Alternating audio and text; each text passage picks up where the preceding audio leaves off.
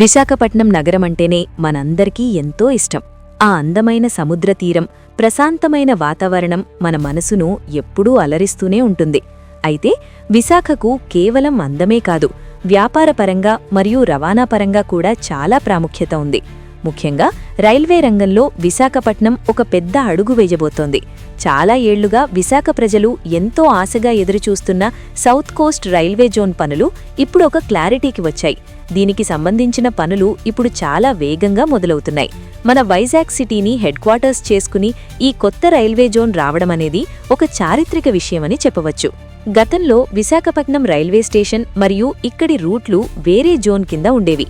దీనివల్ల మన ప్రాంతానికి కొత్త ట్రైన్లు కావాలన్నా లేదా ఏదైనా డెవలప్మెంట్ పనులు జరగాలన్నా వేరే ప్రాంతాల మీద ఆధారపడాల్సి వచ్చేది. కానీ ఇప్పుడు సౌత్ కోస్ట్ రైల్వే జోన్ రావడం వల్ల విశాఖలోనే అన్ని నిర్ణయాలు తీసుకునే అవకాశం ఉంటుంది. ఈ జోన్ ఏర్పాటులో ఒక పెద్ద ముందడుగు ఏమిటంటే, ఈ జోన్ మెయిన్ ఆఫీస్ బిల్డింగ్ కట్టడానికి రైల్వే బోర్డు నుంచి ఫైనల్ పర్మిషన్ వచ్చేసింది. సుమారు 154 కోట్ల రూపాయలకు పైగా ఖర్చుతో ఈ పెద్ద బిల్డింగ్ కట్టబోతున్నారు. దీనికి సంబంధించిన టెండర్ ప్రాసెస్ కూడా మొదలైపోయింది. అంటే ఏ కంపెనీ ఈ బిల్డింగ్ కడుతుంది అనేది త్వరలోనే డిసైడ్ అవుతుంది. ఈ ఆఫీసులను విశాఖలోని వైర్లెస్ కాలనీ మరియు ముదసర్లోవ ఏరియాలో కట్టాలని ప్లాన్ చేశారు.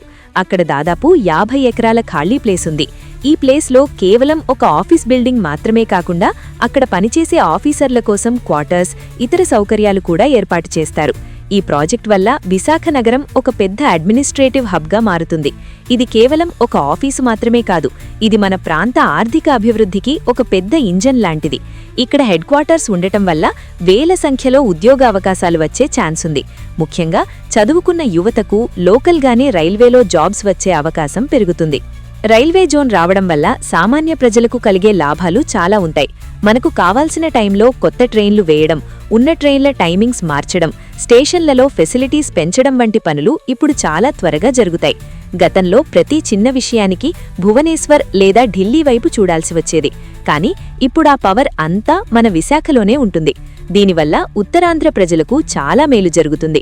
అలాగే విశాఖ నగరం ఒక బిజినెస్ సెంటర్ కాబట్టి సరుకు రవాణా అంటే గూడ్స్ ట్రైన్స్ ద్వారా వచ్చే ఇన్కమ్ కూడా పెరిగి మన ఏరియా డెవలప్ అవుతుంది.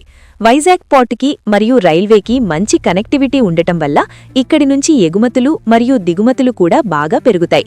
ఈ ప్రాజెక్టు కోసం సెంట్రల్ గవర్నమెంట్ మరియు రైల్వే మినిస్టర్ అశ్విని వైష్ణవ్ గారు చాలా ఇంట్రెస్ట్ చూపిస్తున్నారు. బడ్జెట్లో కూడా దీనికోసం తగినన్ని ఫండ్స్ ఇచ్చారు. గతంలో కొన్ని ల్యాండ్ ప్రాబ్లమ్స్ వల్ల లేదా టెక్నికల్ ఇష్యూస్ వల్ల పనులు కొంచెం స్లో అయ్యాయి. కానీ ఇప్పుడు వాటన్నింటినీ క్లియర్ చేసేశారు. రైల్వే శాఖ ఈ జోన్ బిల్డింగ్ డిజైన్ను కూడా చాలా మోడర్న్గా ప్లాన్ చేసింది. ఇందులో అడ్వాన్స్డ్ టెక్నాలజీ వాడుతున్నారు. అంటే భవిష్యత్తులో మన రైల్వే నెట్వర్క్ మొత్తం డిజిటల్గా ఎలా ఉండాలో దానికి తగ్గట్లుగా ఈ ఆఫీస్ కడుతున్నారు. విశాఖపట్నం రైల్వే స్టేషన్ కూడా ఇప్పటికే రీడెవలప్మెంట్ పనులతో ఒక ఎయిర్పోర్ట్ లాగా మారుతోంది. ఈ జోన్ ఆఫీస్ కూడా తోడైతే మన సిటీ లుక్ కంప్లీట్గా మారిపోతుంది. సాధారణంగా ఒక పెద్ద ప్రాజెక్ట్ వచ్చినప్పుడు ఆ ఏరియా చుట్టుపక్కల ఉండే రియల్ ఎస్టేట్ మరియు ఇతర చిన్న చిన్న వ్యాపారాలు కూడా బాగా పెరుగుతాయి. ముదసర్లోవా మరియు వైర్లెస్ కాలనీ ఏరియాలు ఈ ఆఫీస్ రావడం వల్ల బాగా డెవలప్ అవుతాయి.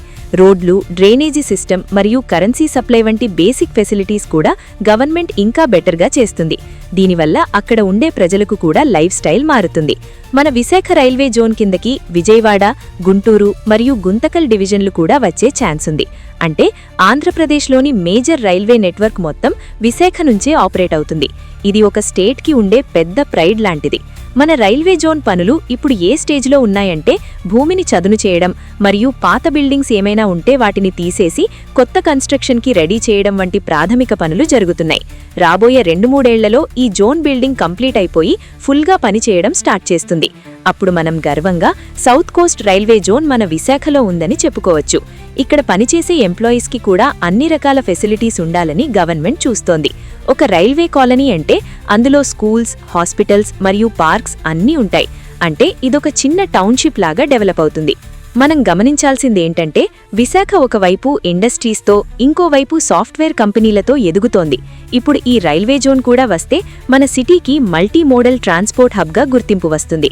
అంటే షిప్పింగ్, రోడ్డు మరియు రైల్వే మార్గాలు అన్నీ కూడా చాలా బలంగా తయారవుతాయి.